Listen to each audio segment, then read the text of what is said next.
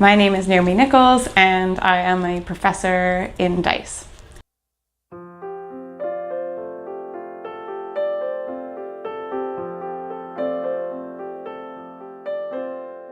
I study institutional and policy processes that shape how people grow up and the experiences that they have in public sector institutions. One of the institutions that we're looking at with young people is education, because education is a universal point of access in terms of it being a system that every young person is in Quebec until they're 16. And so it is an institution where for young people who are experiencing homelessness or housing precarity, we can get access to them and in the best case scenario, assist them to ensure that they actualize housing stability in their lives. Because if you're not stably housed, the degree to which you can be effective in school, that you can show up on time, that you can participate at all is really compromised.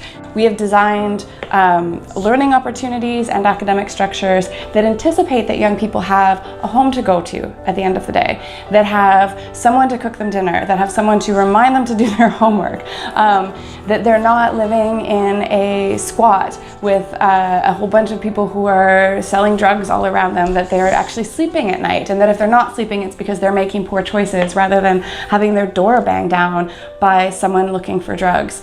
And so this system that we've created, because it wasn't created for that young person, it doesn't work for them. And then what happens is we read that lack of fit as a failure on the part of a young person. Some young people growing up with the understanding that they are not normal. Like, I've had so many young people say, well, I wanted to know what was happening in the families of a normal kid, because they are, over the course of almost 2 decades in school, receiving a message of what it is to be normal and that is not you, based on an unspoken standard, this unspoken imagined universal child that is participating in school. And the people that feel that lack of fit internalize it as a failure on of themselves and of their families. So all of the work that I've done for the last more than a decade has looked at school always as one particular context and an important one of young people's lives, but that is fundamentally connected to and shaped by work that's taking place in other sectors and in other aspects of young people's lives. So it's the same thing.